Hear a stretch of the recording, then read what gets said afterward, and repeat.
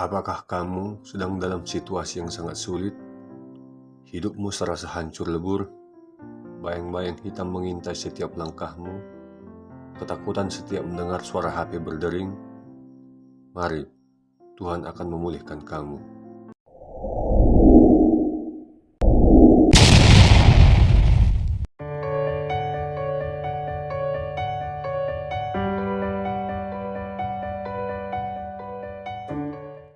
Mari kita dengar kisah Nita, seorang wanita yang nyaris memilih bunuh diri karena tekanan mental yang dihadapinya akibat terlilit utang. Awalnya, kehidupan keluarga Nita baik-baik saja, serba berkecukupan. Dia adalah seorang guru swasta dan suaminya bekerja di sebuah perusahaan pembiayaan. Dua anaknya juga memperoleh pendidikan yang cukup, bahkan tak ketinggalan dengan kursus keahlian, seperti les piano dan kursus renang. Setelah merasa kehidupannya cukup lumayan, ditambah suaminya mendapatkan kenaikan pangkat, membuat keluarganya ingin meningkatkan citra dalam status sosialnya.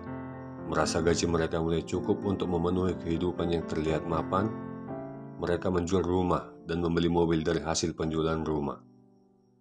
Sisa uang tersebut dijadikan uang muka untuk mengkredit sebuah rumah yang cukup mewah, karena dirasa gaji suami sudah lebih dari cukup untuk membayar kredit setiap bulan. Awalnya semua berjalan baik, namun belum genap setahun, bencana datang. Suami Nita diberhentikan secara tidak hormat karena terlibat dalam kasus penggelapan di kantor. Masih syukur dia tidak dijebloskan ke penjara. Disinilah masalah demi masalah mulai berdatangan. Untuk membayar cicilan rumah bulan berikutnya, terpaksa gaji Nita yang harus digunakan. Tentu, untuk biaya pendidikan anak-anaknya jadi terbengkalai. Tapi, Nita masih ingin bertahan agar anaknya tetap bisa mengikuti kursus. Dia pun mulai meminjam uang kepada keluarga dan teman-temannya. Awalnya, mereka masih memberikan karena belum mengetahui kondisi suami yang sudah di-PHK. Bulan berikutnya begitu juga. Keluarga dan teman-teman mulai menagih utang yang telah dijanjikan Nita. Sementara suaminya juga tak kunjung mendapatkan pekerjaan. Nita pun semakin gelap mata. Bukannya menjual mobil karena masih terikat rasa gengsi, dia malah menggadaikan mobil di perusahaan pembiayaan. Inilah yang justru semakin menjerumuskannya. Kewajibannya setiap bulan jadi bertambah. Membayar cicilan rumah, angsuran pinjaman dan biaya keluarga serta pendidikan anak. Uang hasil menggadai mobil tersebut pun hanya sebentar bertahan.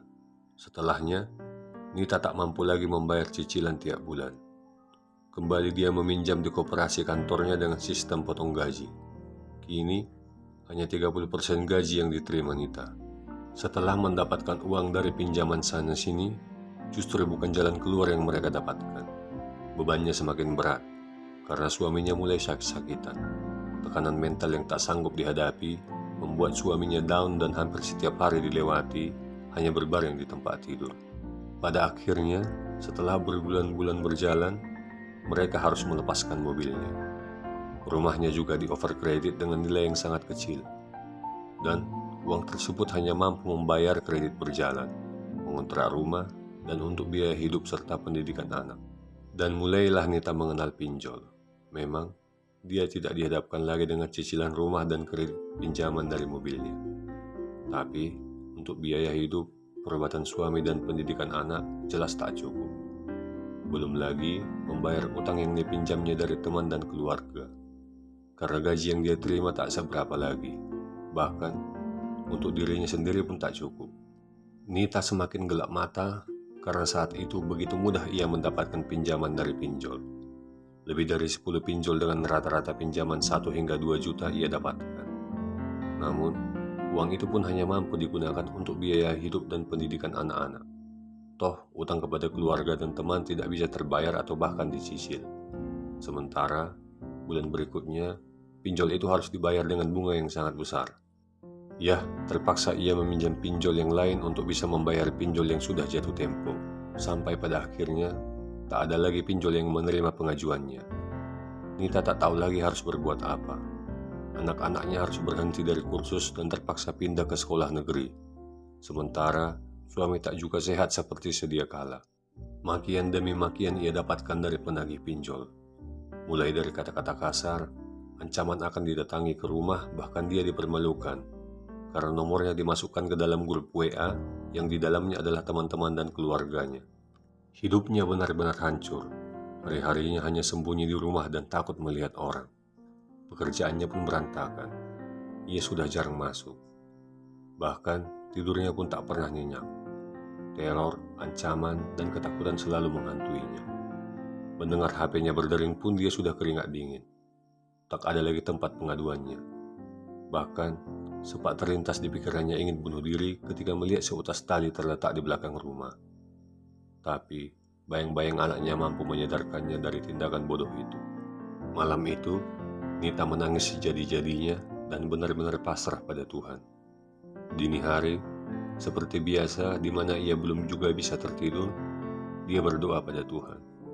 Nita benar-benar pasrah akan apa yang terjadi pada dirinya. Dengan derai air mata yang mengalir deras, dia meminta ampun pada Tuhan. Tuhan, ampuni aku. Ampuni atas kesombonganku. Ampuni aku karena sudah begitu jauh darimu. Ampuni aku Tuhan, atas segala kesalahan yang kuperbuat selama ini. Aku bukan apa-apa Tuhan. Aku hanya makhluk lemah yang tak mampu berdiri kalau tidak atas kasih karunia-Mu. Seluruhnya atas apa yang kuhadapi saat ini Tuhan, pasrahkan ke dalam tangan pengasihan-Mu. Kumohon angkat aku Tuhan dari jurang yang begitu dalam ini. Kumohon Tuhan. Dini hari itu adalah saat Nita paling pasrah dalam hidupnya. Dia benar-benar memohon ampun pada Tuhan. Dengan terus berlinang air mata, Nita terus duduk bersila sambil mengucapkan mohon pengampunan dan mohon belas kasihan Tuhan hingga pagi tiba. Nita kemudian memejamkan matanya sekitar 1 jam, dan kemudian bangkit dengan semangat yang baru. Walau masih dengan langkah gemetar, dia memutuskan untuk berani menghadapi dunia. Rasanya, walau hanya 1 jam memejamkan mata, disitulah ilham dari Tuhan turun kepadanya. Segera dia mempersiapkan makanan seadanya untuk disantap anggota keluarga, membereskan dirinya dan berangkat bekerja. Sepanjang hari itu, orang-orang yang menagih utang padanya ia hadapi dengan berani. Dia tetap memohon dengan rendah hati agar orang-orang tersebut mau bersabar. Untuk sementara, HP ia matikan untuk menghindari gangguan dan tekanan dari penagih pinjol. Tapi tetap dengan tekad yang bulat, suatu saat semua itu akan ia lunasi. Pulang bekerja, Nita langsung memberesi rumah dan mengajak suami dan anak-anaknya untuk berkumpul. Dia berikan penjelasan atas apa yang sedang dialami keluarga. Dia berikan kekuatan agar anak-anak harus siap secara mental atas ejekan atau makian yang bisa saja dialamatkan kepada mereka. Di malam hari, sebelum makan, sebelum tidur, mereka terus berdoa dengan berpegangan tangan, memohon kekuatan dari Tuhan, memohon petunjuk dari Tuhan, dan memohon pengampunan dari Tuhan. Di hari Minggu pagi, mereka pun pergi beribadah ke gereja. Dan kuasa Tuhan benar-benar nyata, sungguh nyata.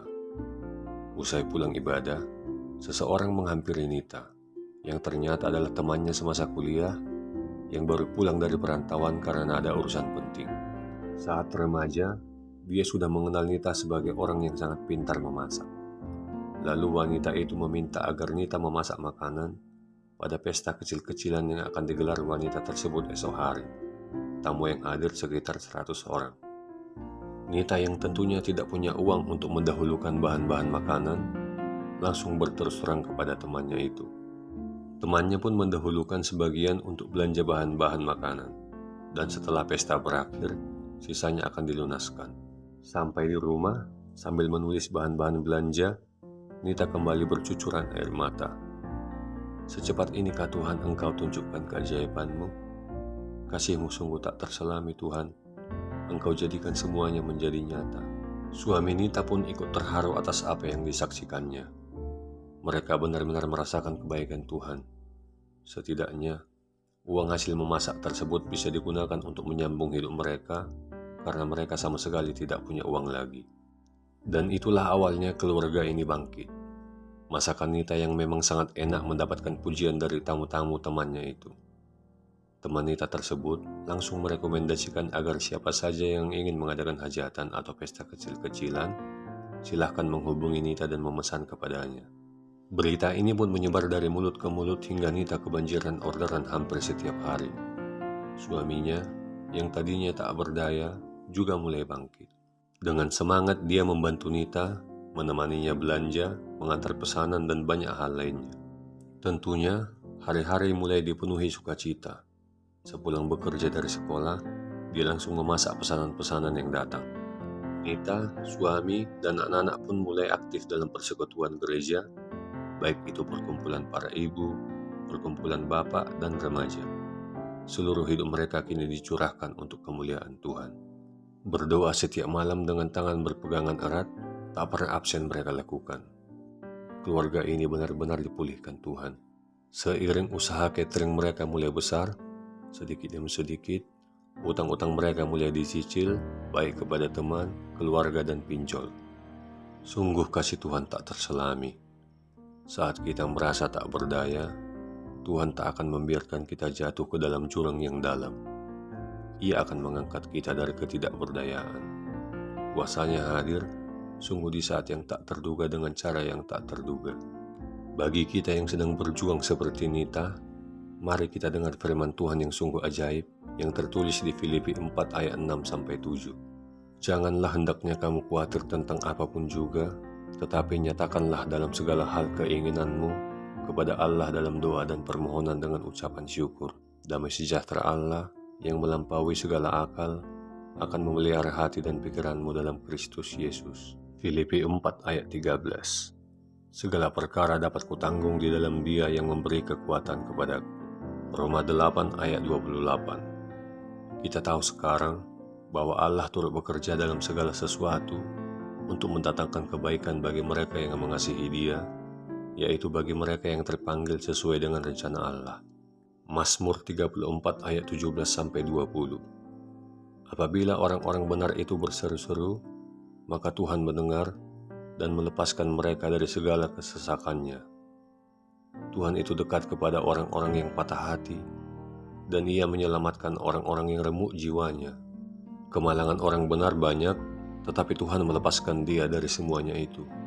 Ia melindungi segala tulangnya, tidak satu pun yang patah. Terima kasih atas kebersamaannya sahabat.